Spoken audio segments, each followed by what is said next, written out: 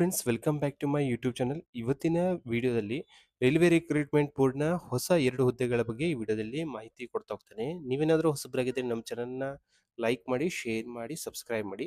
ಇಲ್ಲಿ 2 ಪೋಸ್ಟ್ಗಳಿದಾವೆ: technician grade 1 signal ಮತ್ತೆ technician grade 3 post. ಈ 2 ಹುದ್ದೆಗಳಿಗೆ ಅಪ್ಲೈ ಮಾಡ್ಬೇಕಂತಂದ್ರೆ ಯಾವೆಲ್ಲ ಅರ್ಹತೆಯನ್ನು ಹೊಂದಿರಬೇಕು, ಏಜ್ ಎಷ್ಟಿರಬೇಕು, ಎಷ್ಟು ಫೀಸ್ನ ಕಟ್ಟಬೇಕು, ಇವೆಲ್ಲ ಈ ವಿಡಿಯೋದಲ್ಲಿ ಮಾಹಿತಿ ಕೊಡ್ತಾ ಹೋಗ್ತೇನೆ. ಟೆಕ್ನಿಷಿಯನ್ ಗ್ರೇಡ್ 1 ಸಿಗ್ನಲ್ ಮತ್ತು ಟೆಕ್ನಿಷಿಯನ್ ಗ್ರೇಡ್ 3 ಪೋಸ್ಟ್ 2 ಇದಾವೆ.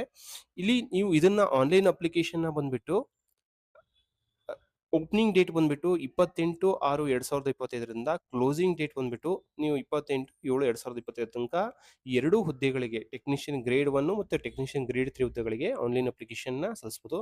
ಲಾಸ್ಟ್ ಡೇಟ್ ಪೇಮೆಂಟ್ ಬಂದ್ಬಿಟ್ಟು 30/7/2025 ಒಳಗಡೆ ಪೇಮೆಂಟ್ ಮಾಡಬೇಕಾಗುತ್ತೆ. ಮಾಡಿಫಿಕೇಶನ್ ಏನಾದರೂ ಕರೆಕ್ಷನ್ ಮಾಡೋದಿದ್ರೆ 1/8/2025 10/8/2025 ಒಳಗಡೆ ನೀವು ಕರೆಕ್ಷನ್ ಮಾಡಬೇಕಾಗುತ್ತೆ. ನೀವು ಸ್ಕ್ರೈಬ್ ಡೀಟೇಲ್ಸ್ ನ ಅಪ್ಡೇಟ್ ಮಾಡೋದಕ್ಕೆ ಏನಂತಂದ್ರೆ, ಸ್ಕ್ರೈಬ್ ಏನಾದರೂ ಡೀಟೇಲ್ಸ್ ಅಪ್ಡೇಟ್ ಮಾಡ್ಬೇಕಂದ್ರೆ 11/8/2025 15/8/2020 ಒಳಗಡೆ ನೀವು ಸ್ಕ್ರೈಬ್ ಡೀಟೇಲ್ಸ್ ನ ಅಪ್ಡೇಟ್ ಮಾಡಬೇಕು.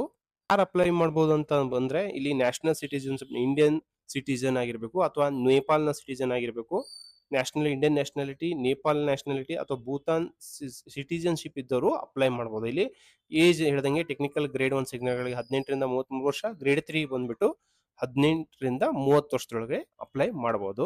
ಈ ಅಪ್ಲಿಕೇಶನ್ನ ನೀವು ಟೆಕ್ನಿಷಿಯನ್ ಗ್ರೇಡ್ 1 ಮತ್ತು ಗ್ರೇಡ್ 3 ಹುದ್ದೆಗಳಿಗೆ ನೀವು ಆನ್ಲೈನ್ ಮುಖಾಂತರನೇ ಅಪ್ಲಿಕೇಶನ್ ಹಾಕಬೇಕಾಗುತ್ತೆ.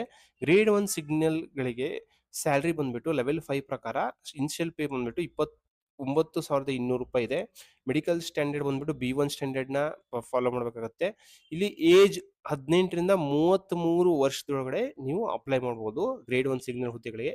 ಟೋಟಲ್ ಬಂದ್ಬಿಟ್ಟು ಎಲ್ಲಾ RRBಗಳಲ್ಲಿ ಬಂದ್ಬಿಟ್ಟು 183 ಹುದ್ದೆಗಳಿವೆ. ಅದೇ ತರ ಟೆಕ್ನಿಷಿಯನ್ ಗ್ರೇಡ್ 3 ಹುದ್ದೆಗಳು ಗ್ರೇಡ್ 3 ಪೋಸ್ಟ್ಗಳಿಗೆ ಬಂದು ಇಲ್ಲಿ ಲೆವೆಲ್ 2 ಪ್ರಕಾರ 19,900 ರೂಪಾಯಿ ಪೇ ಮಾಡ್ತಾ ಹೋಗ್ತಾರೆ, ಸ್ಯಾಲ್ರಿ ಕೊಡ್ತಾ ಹೋಗ್ತಾರೆ. ಇನಿಷಿಯಲ್ ಪೇ ಬಂದ್ಬಿಟ್ಟು ಅದನ್ನ ಟೆಕ್ನಿಷಿಯನ್ ಗ್ರೇಡ್ 3 ಹುದ್ದೆಗಳಿಗೆ 18ರಿಂದ 30 ವರ್ಷದೊಳಗೆ ಅಪ್ಲೈ ಮಾಡಬೇಕು.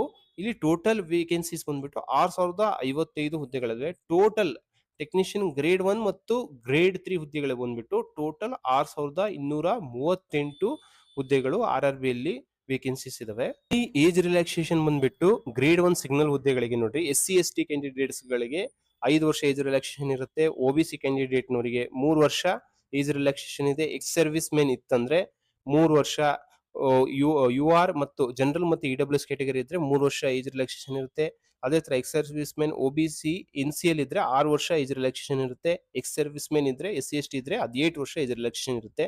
PWD ಕ್ಯಾಂಡಿಡೇಟ್ಸ್ ಇದ್ರೆ ನೋಡ್ರಿ, ಜನರಲ್ ಮತ್ತು EWS ಕ್ಯಾಟಗರಿಗೆ 10 ವರ್ಷ ಏಜ್ ರಿಲ್ಯಾಕ್ಸೇಷನ್, OBC ಕ್ಯಾಟಗರಿ ಅವರಿಗೆ 13 ವರ್ಷ ಏಜ್ ರಿಲ್ಯಾಕ್ಸೇಷನ್, SC/ST 15 ವರ್ಷ ಏಜ್ ರಿಲ್ಯಾಕ್ಸೇಷನ್ ಇದೆ. ಇಲ್ಲಿ ನೋಡ್ರಿ ಕ್ಯಾಂಡಿಡೇಟ್ಸ್ ನೋಡ್ರಿ, ಕರೆಂಟ್ ಆಗಿ ಅವ್ರು ವರ್ಕ್ ಮಾಡ್ತಿದ್ರೆ, ರೈಲ್ವೆ ಎಂಪ್ಲಾಯ್ ಇದ್ರೆ, ಗ್ರೂಪ್ C ಮತ್ತು ಗ್ರೂಪ್ ಡಿ ಮಾಡ್ತಿದ್ರೆ ಅವರಿಗೆ ಏನಂತ ಸರ್ವಿಸ್ ಇತ್ತಂತಂದ್ರೆ ಅವರಿಗೆ ನೋಡ್ರಿ, ಜನರಲ್ ಅಥವಾ EWS ಕ್ಯಾಟಗರಿ 40 ವರ್ಷ ಏಜ್ ರಿಲ್ಯಾಕ್ಸೇಷನ್ ಸಿಗ್ತಾಗುತ್ತೆ. 43 OBC ಕ್ಯಾಟಗರಿ ಅವರಿಗೆ. ಇಲ್ಲಿ ನೋಡ್ರಿ, ಫಿಮೇಲ್ ಕ್ಯಾಂಡಿಡೇಟ್ಸ್, ಡೈವರ್ಸ್ಡು, ವಿಡೋಡ್ ಇದ್ದವರಿಗೆಲ್ಲ ಮತ್ತೆ ವಿಡೋಡ್ ಆಗಿದ್ರು ಮದುವೆ ಆಗಿಲ್ದವರಿಗೆ ಸ್ವಲ್ಪ ಏಜ್ ರಿಲ್ಯಾಕ್ಸೇಷನ್ ಜಾಸ್ತಿ ಇರ್ತಾ ಹೋಗುತ್ತೆ. ನೋಡ್ರಿ, ಜನರಲ್ ಕ್ಯಾಟಗರಿ ಅವರಿಗೆ, EWS ಕ್ಯಾಟಗರಿ ಡೈವರ್ಸ್ಡ್ ಆಗಿದ್ರೆ, ವಿಡೋ ಇದ್ರೆ 35 ವರ್ಷ ತನಕ ಏಜ್ ರಿಲ್ಯಾಕ್ಸೇಷನ್ ಇದೆ. OBC ಇದ್ರೆ, NCL ನವರಿಗೆ, SC/ST ನವರಿಗೆ 40 ವರ್ಷ ತನಕ ಏಜ್ ರಿಲ್ಯಾಕ್ಸೇಷನ್ ಇದೆ.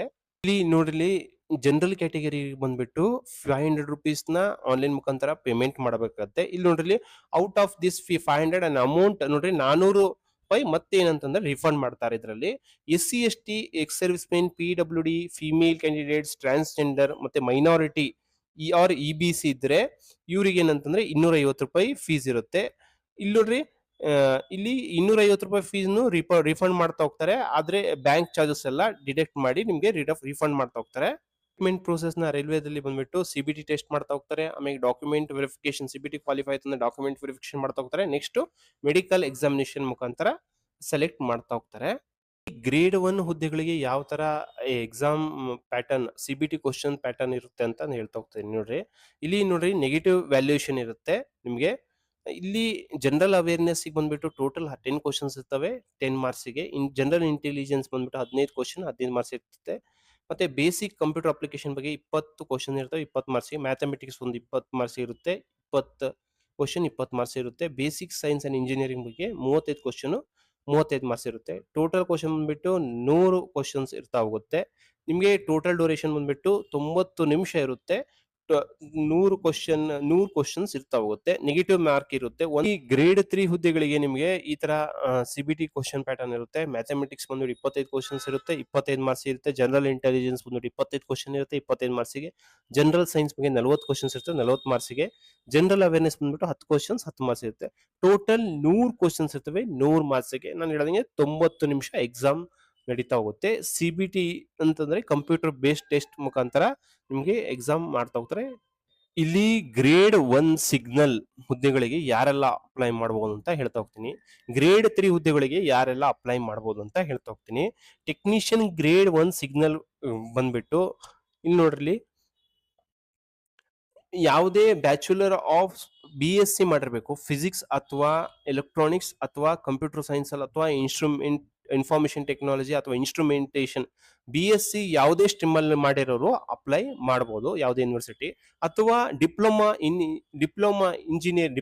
ಇಂಜಿನಿಯರಿಂಗ್ ಮಾಡಿರೋರು, ಯಾವುದೇ ಬೇಸಿಕ್ ಸ್ಟ್ರೀಮ್ ಅಲ್ಲಿ ಮಾಡಿರೋರು ಈ ಗ್ರೇಡ್ 1 ಸಿಗ್ನಲ್ ಪೋಸ್ಟ್ ಗಳಿಗೆ ಅಥವಾ ವೇಕೆನ್ಸೀಸ್ ಗಳಿಗೆ ಅಪ್ಲೈ ಮಾಡಬಹುದು.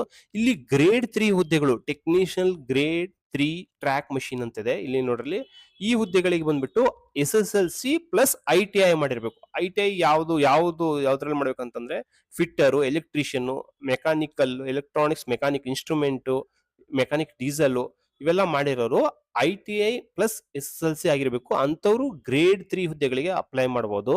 ಇಲ್ಲಿ ನೋಡ್ರಿ, ಟೆಕ್ನಿಷಿಯನ್ ಗ್ರೇಡ್ 3 ಟ್ರ್ಯಾಕ್ ಮಿಷಿನ್ ಅಂತಿದೆ, ಟೆಕ್ನಿಷಿಯನ್ ಗ್ರೇಡ್ 3 ಬ್ಲಾಕ್ ಸ್ಮಿತ್ ಅಂತಿದೆ, ಬ್ರಿಡ್ಜ್ ಅಂತಿದೆ. ಇಲ್ಲಿ ಇದೇ ತರ ನಿಮಗೆ ಏನು ಕಂಪ್ಲೀಟ್ ಕೋರ್ಸ್ ನ ಕಂಪ್ಲೀಟ್ ಮಾಡಿರ್ಬೇಕು ITI ಅಂತಂದೆಲ್ಲ ಇದೆ. Grade 3 diesel, grade 3 electrical, grade 3 electrical. ಇಲ್ಲಿ ಗ್ರೇಡ್ 3 ನೋಡ್ರಿ, ಯಾವ ITI ಅಲ್ಲಿ ಯಾವ ಒಂದು ಸ್ಟ್ರೀಮ್ ಮಾಡಿರ್ಬೇಕು ಅಂತ ಇದೆ. ಈ ತರ ಇಲ್ಲಿ ನೋಡ್ತಾ ಹೋಗ್ಬೋದು. ಈ ವೆಬ್ಸೈಟ್ ಲಿಂಕ್ ನನ್ನ ವಿಡಿಯೋ ಡಿಸ್ಕ್ರಿಪ್ಷನ್ ಕೊಡ್ತೀನಿ, ಅಲ್ಲಿ ನೀವು ಕ್ಲೀನ್ ಆಗಿ ಎಲ್ಲಾ ಡೀಟೇಲ್ಸ್ ನ ಪಡಿತಾ ಹೋಗ್ಬೋದು. ಇಲ್ಲಿ ನೆಕ್ಸ್ಟ್ ಬಂದ್ಬಿಟ್ಟು ಯಾವ ಡಿವಿಷನ್ ಅಲ್ಲಿ ಎಷ್ಟೆಷ್ಟು ಹುದ್ದೆಗಳಿದಾವೆ ಅಂತ ನೋಡ್ರಿ. ಟೋಟಲ್ ಬಂದ್ಬಿಟ್ಟು ಅಹಮದಾಬಾದ್ RRB ಮತ್ತೆ ಅಜ್ಮೇರ್ RRB, ಬೆಂಗಳೂರು RRB, ಹಿಂಗೆ ಇಷ್ಟೆಲ್ಲ ಬಹಳ, ಬಿಲಸ್ಪುರ್ RRB, ಭುವನೇಶ್ವರ್. ಇಲ್ಲಿ ನಿಮ್ಮ RRB ಅನುಸಾರ ನೀವು ಯಾವ ಒಂದು RRB ಆಗ್ತಾ ಹೋಗ್ತೀರಾ ಅಲ್ಲಿ ನಿಮ್ಗೆ ಎಷ್ಟು ಪೋಸ್ಟ್ ಗಳಿದಾವೆ ಅಂತ ಇಲ್ಲಿ ಗೊತ್ತಾಗ್ತಾ ಹೋಗುತ್ತೆ. ಅದೇ ತರ ಬಂದ್ರೆ ನಮ್ಮ ಬೆಂಗಳೂರು ಡಿವಿಷನ್ ಬಂದ್ರೆ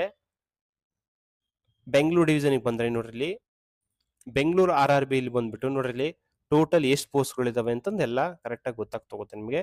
ಇಲ್ಲಿ ನೋಡ್ರಿ UR ಅಂತಂದ್ರೆ ಇಲ್ಲಿ ಜನರಲ್, SC ಬಂದ್ಬಿಟ್ಟು SC ನೋಡ್ರಿ, ಇಲ್ಲಿ SC ST ಕ್ಯಾಟಗರಿ, OBC ಅವರಿಗೆ ಎಷ್ಟು, EWS ಎಷ್ಟು, ನೆಟ್ ವೇಕೆನ್ಸೀಸ್ ನಮ್ಮ ಬೆಂಗಳೂರು ಡಿವಿಷನ್ ಅಲ್ಲಿ ಎಷ್ಟಿದೆ ಅಂತ ಗೊತ್ತಾಗ್ತಾ ಹೋಗುತ್ತೆ. ನೋಡ್ರಿ, ಟ್ರೇಡ್ 1 ಸಿಗ್ನಲ್ ಬಂದ್ಬಿಟ್ಟು ಬೆಂಗಳೂರಲ್ಲಿ ಬಂದ್ಬಿಟ್ಟು ಎಷ್ಟು ಹುದ್ದೆಗಳಿದಾವೆ ಅಂತಂದು ಇಲ್ಲೆಲ್ಲ ನೋಡ್ಬೋದು.